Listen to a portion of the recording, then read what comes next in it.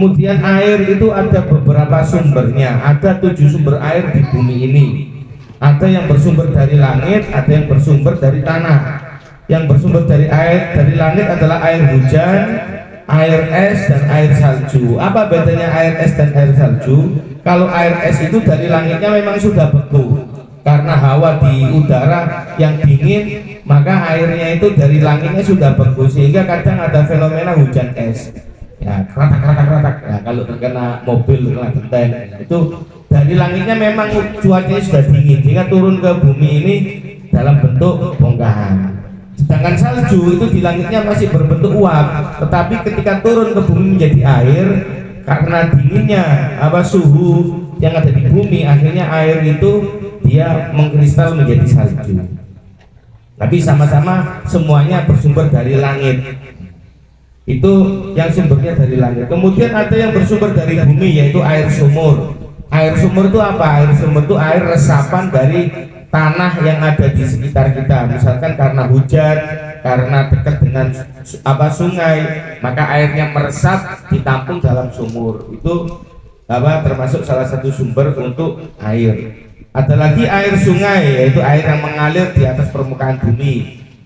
Ada air sumber atau air bor, itu yang diambil dari dalam bumi. Dan ada air laut. Nah, itu adalah sumber-sumber air. Selain daripada 7 sumber ini, itu bukan air yang bisa dipakai untuk berwudu. Misalkan air yang diambil dari buah kelapa, air kelapa, degan. Nah, itu meskipun bentuknya air, tapi bukan termasuk air yang bisa dipakai untuk berwudu. Atau misalkan air dari buah semangka, nah itu juga bukan termasuk air yang bisa dipakai untuk berwudu. Kemudian pembagian air. Nah, air itu ada 4 jenis, ada 4 macam. Dikategorikan menurut sifat dan kegunaannya. Yang pertama, air suci dan mensucikan. Ya, air suci artinya kalau terkena baju kita itu tidak masalah, masih bisa dipakai untuk sholat. Dan bisa mensucikan, artinya sucinya air tadi bisa dipakai untuk mensucikan benda lain yang terkena najis. Misalkan ujung baju kita terkena cipratan kencing, maka kita bisa mensucikannya dengan kita bilas, kita basuh pakai air, tapi harus air yang suci dan mensucikan. Biasa disebut dengan air mutlak. Air mutlak itu apa? Air yang tidak ada embel-embelnya, bukan air degan, bukan air kopi, bukan air teh lah. Pokoknya air, ya. Masalah itu dinamakan air jeding, air sumur, itu kan hanya sumbernya saja. Tetapi kalau sudah dipegang oleh kita, ya namanya air. Beda dengan air kopi, meskipun diwadahi ember ya tetap namanya air kopi. Diwadahi kamar mandi juga namanya air kopi. Diwadahi plastik juga namanya kopi. Nah, itu bukan air mutlak karena punya nama, yaitu air kopi. Tapi kalau air mutlak ini air putih, itu air mutlak. Ya, ketika dimasukkan kamar mandi ya jadi air jeding, dialirkan melalui ledeng ya jadi air ledeng, tapi tetap itu adalah air putih. Itu namanya air mutlak, air yang tidak ada embel-embel nama yang tidak bisa hilang darinya, dan tidak makruh. Artinya apa? Air itu kalau dipakai hukumnya tidak makruh. Yang kedua, air suci dan mensucikan tetapi makruh. Airnya suci, bisa dipakai untuk mensucikan, bisa dipakai wudhu, bisa dipakai untuk mensucikan benda najis, tetapi hukumnya makruh. Artinya apa? Kalau bisa dihindari. Kenapa? Ya karena ada hal-hal yang kurang baik. Contohnya apa? Air panas. Ada air panas, misalkan tandonnya itu terbuat dari besi, sehingga ketika mau dibuka kerannya airnya itu panas. Kalau berwudu pakai air panas sah, tetapi makruh. Kenapa? Karena wudu kita tidak khusyuk, tergesa-gesa saking panasnya air, ya. Jadi pengennya cepet-cepetan, atau mungkin ada sebagian yang tidak terbasuh. Karena apa? Karena tidak tahan dengan panasnya.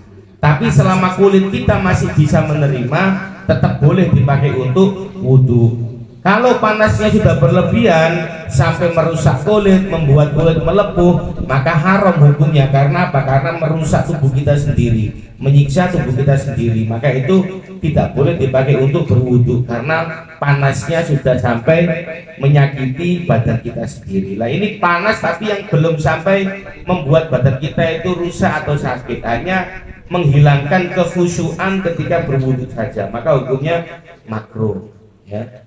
Yang nomor 3, air suci tapi tidak mensucikan. Airnya kalau terkena baju, suci bajunya, masih bisa dipakai untuk sholat, tetapi tidak bisa mensucikan, tidak boleh dipakai untuk wudhu. Contohnya apa? Contohnya air yang tercampur benda suci yang merubah salah satu sifatnya. Air putih terkena campuran gula dan kopi, akhirnya namanya bukan air putih lagi tetapi wedang kopi, ya. Atau air putih terkena sirup, terkena susu, maka namanya air sirup atau air susu, ya. Itu sudah berubah sifatnya dan berubah pula namanya, ya.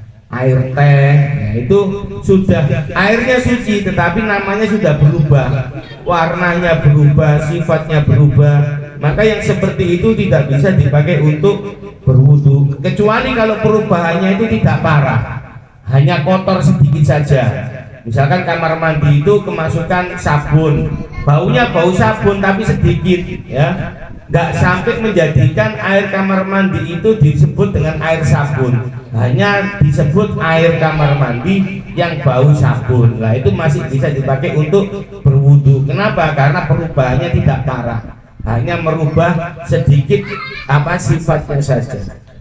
Kecuali kalau perubahannya parah sampai sabunnya itu banyak berbusa, bisa dipakai untuk mencuci baju, lah itu bukan air kamar mandi lagi tapi itu air sabun. Nah itu baru kalau perubahannya parah seperti itu tidak bisa lagi dipakai untuk berwudu, ya. Atau air mustakmal, nanti akan ada pembahasan sendiri tentang apa itu air mustakmal, air yang sudah dipakai untuk bersuci. Itu adalah air suci tetapi tidak mensucikan, tidak bisa dipakai untuk berwudu. Yang keempat adalah air mutanajis atau air yang terkena najis. Misalkan ada air ember terkena cipratan darah atau terkena cipratan kencing, maka itu airnya meskipun masih jernih tetapi tidak bisa lagi dipakai untuk berwudu. Kenapa? Karena sudah terkena cipratan benda najis. Nah tadi ada keterangan air mustakmal, air yang sudah dipakai untuk bersuci. Apa itu air mustakmal? Yaitu air yang jumlahnya sedikit, ya. Jadi air mustakmal ini syaratnya jumlahnya sedikit. Sedikit itu istilah fikihnya kurang dari 2 gula, ya. Air yang kurang dari 2 gula yang sudah pernah dipakai untuk mengangkat hadas. Jadi misalkan bak kecil airnya sudah dipakai untuk berwudu, maka itu tidak bisa lagi dipakai wudhu lagi. Karena apa? Karena airnya sudah pernah dipakai untuk mengangkat hadas dan airnya sedikit atau kurang dari 2 gula. Air banyak, jadi air itu ada air sedikit, ada air banyak. Kapan air itu disebut air banyak? Yaitu air yang mana air itu cukup untuk memenuhi wadah dengan ukuran 60 kali 60 kali 60 cm atau sekitar 216 liter. Maka air itu disebut air banyak. Kalau airnya sudah dihukumi banyak, meskipun sudah dipakai untuk berwudu, tidak dihukumi mustakmal. Karena apa? Karena airnya banyak. Jadi jenengan kalau mau buat kamar mandi, kalau bisa baknya itu dibuat yang besar, minimal ukurannya 60 kali 60 kali 60. Supaya apa? Supaya seandainya jenengan berwudu pakai air kamar mandi tadi, maka airnya jika kembali lagi ke bak wudu masih bisa dipakai untuk berwudu. Begitu pula kalau seandainya ada kotoran cicak, ya. Kalau ada kotoran cicak masuk ke bak mandi, bak mandinya itu airnya banyak, lebih dari 2 gula, selama airnya tidak berubah sifatnya, maka air itu masih dihukumi suci. Jadi enak, seandainya terkena kotorannya cicak, masih bisa mudah untuk dibersihkan, mudah untuk disucikan. itu adalah air banyak. Ini itu adalah pembagian air ya. Jadi yang pertama air suci dan mensucikan, kemudian air suci dan mensucikan tapi makruh, yang ketiga air suci tapi tidak bisa mensucikan, dan yang keempat adalah air mutanajis. Nah, itu air yang terkena najis.